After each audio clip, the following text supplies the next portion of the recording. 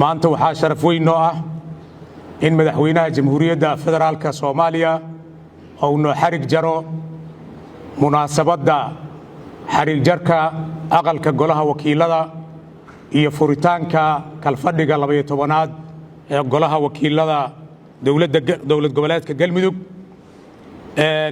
waxaan u mahad celinaynaa dhammaan xubnaha golayaasha federaalka iyo marti sharafka nagala soo qayb gashay munaasabadan. waxaan ku salaamaynaa salaamu calaykum waraxmatullaahi tacaala wabarakaatuh. waxaan golaha wakiilada dowladda Galmudug ay soo mareen muddadii ay jireen baarlamaanka labaad ee Galmudug ay gaareen guulo la taaban karo, ugu horeyso matalaadda dadka Galmudug oo boqolkiiba 80 xubnaha golaha wakiiladu ay ka shaqeeyaan degmooyinka iyo deegaanada ee Galmudug una howlgalaan daadejinta maamulka dowladnimada iyo baridda dadka habka dowladnimada, dhisidda golayaasha deegaanka, dib u heshiisiinta iyo isfahamsiinta bulshada Galmudug.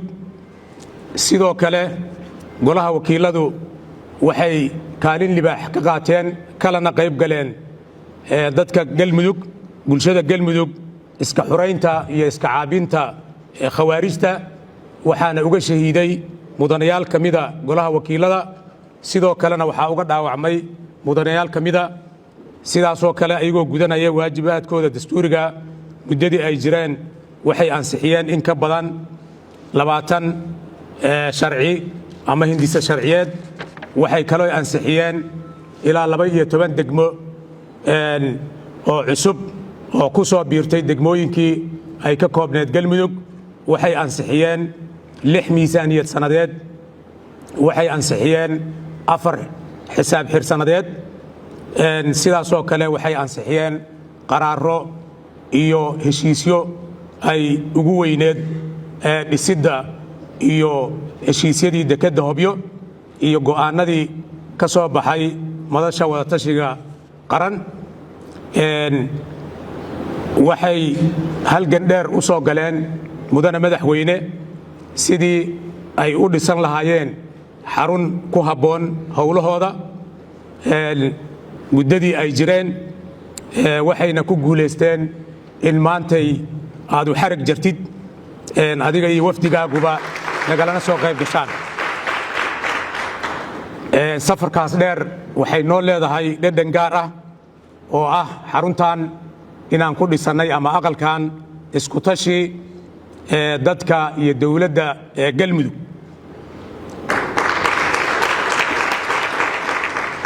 waxaan mudane madaxweyne ku xaqiijinaynaa inaysan haba yaraatee kaalmo dibadeed iyo kaalmo shisheeye aysan qayb ka ahayn dhismaha aqalka golaha wakiilada Galmudug. waxaan rabaa inaan u mahad celiyo madaxweynaha dowladda Galmudug mudane Axmed Cabdi Kaariye Qoorqoor. kadib markaan muddo 3 sannadood ah aan xiriirro samaynaynay hay'adaha caalamiga culays badanna oo naga qabsaday, nagu dhiirigeliyey, noo bilaabay qaaraankii ugu horreeyey, na garab taagnaay ilaa maantay ay soo gaarto halkaan aan joogno oo aan maanta furayno. sidoo kale waxaan u mahad celinayaa xukuumadda Galmudug oo dhammaanteed ka qayb qaadatay hiil iyo hooba, la garab istaagtay, markii ugu dambaysana xataa ka qayb gashay markii aan soo gaarnay heerka dhiraynta iyo heerka gebagabaynta. waxaan rabaa inaan u mahad celiyo golaha wakiilada oo ayaguna dadaalay, ku deeqay mushaarkoodii, la garab taagnay xooggooda iyo xoolahooda iyo hantidoodaba muddadii uu socday dhismahan ee 2 sano ahayd. waxaan rabaa inaan u mahad celiyo dhammaan dadka Galmudug shaqaalaha howlwadeennada ciidamada golaha wakiilada oo dhammaantood ka qayb galay habeen iyo maalin ololaha iskaa wax u qabso ee lagu dhisa halkan. mudane madaxweyne, sidoo kale waxaan rabaa inaad ila guddoonsiisid mahadcelinta aan maanta u hayno shakhsiyaad ilaahay ha ka abaalmarye ka qayb qaatay iyo hay-ado ay ugu horayso shirkadda Tacmiir Group oo halkan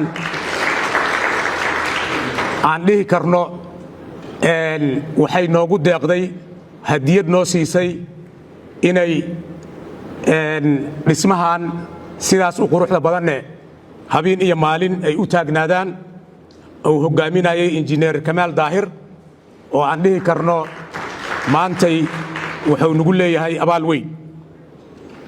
waxaan rabaa sidoo kale inaan u mahad celinno shirkadda Buruj Construction and Real Estate oo ayaduna qayb libaax ka qaadatay hirgelinta dhismahan.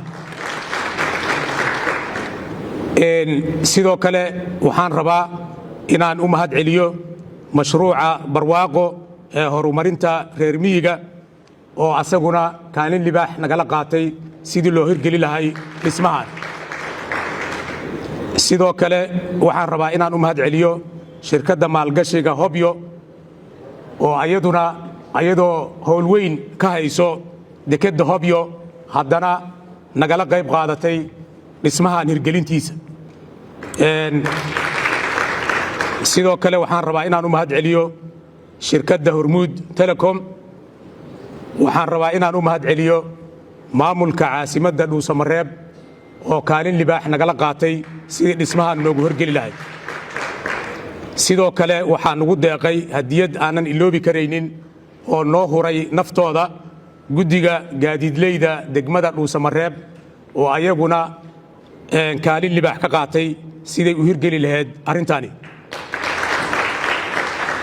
waxaan rabaa inaan xuso shirkadda National Electronics oo ayaduna noo samaysay systemkan qaboojiyaalka casriga oo maantay aan dhihi karno waa baarlamaankii ugu horreeyey oo yeesha systemkan ay leeyihiin dowlad goboleedyadu.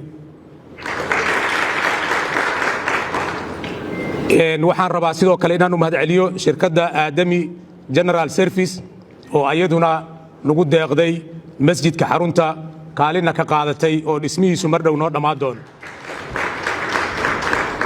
shirkadda Geedi Construction and Real Estate ayaan rabaa ayadana inaan u mahad celiyo oo kaalin nagala qaadatay hirgelinta hawshan.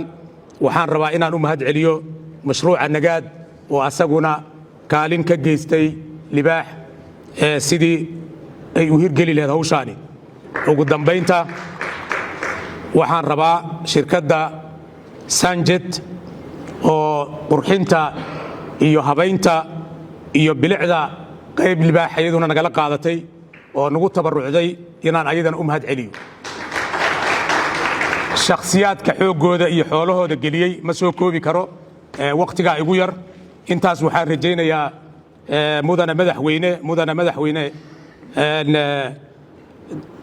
galmudug inaad ila abaal marisaan shirkadahaas iyo hay-adahaas iyo ashkhaastaas maanta ka qayb qaadatay.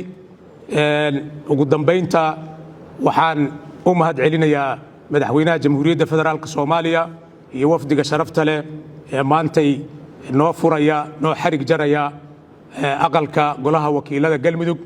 mudane madaxweyne, xaruntan baarlamaanka waxay ka kooban tahay qaybtan oo ah hoolka fadhiyada ee golaha, saddex hooloo kale oo ayaguna ah shirarka guddiga joogtada iyo soo dhoweynta loogu talagalay iyo tababarada. sidoo kale xafiisyada guddoonka oo ayaguna ka kooban saddex xafiis. qayb kaloo waxaa jirto maamulka iyo howlwadeennadu ay leeyihiin. waxay kaloo ka kooban yahay qayb guest house ama martida loogu talagalay baarlamaanka ku soo degta. sidoo kale wuxuu ka kooban yahay deegaanka aqalka guddoomiyaha. wuxuu kaloo ka kooban yahay masjid iyo adeegyada kale soo raaca waxaan aad iyo aad u rajaynaynaa qaybaha kalena insha allahu dhismooyin casriya inaan ku dari doonno muddada soo socoto mudane madaxweyne waxaan rabaa mar labaad inaan kaaga mahad celiyo sida aad noo sharaftay maantay iyo ka soo qaybgalkaaga aad iyo aad ayaad u mahadsantihiin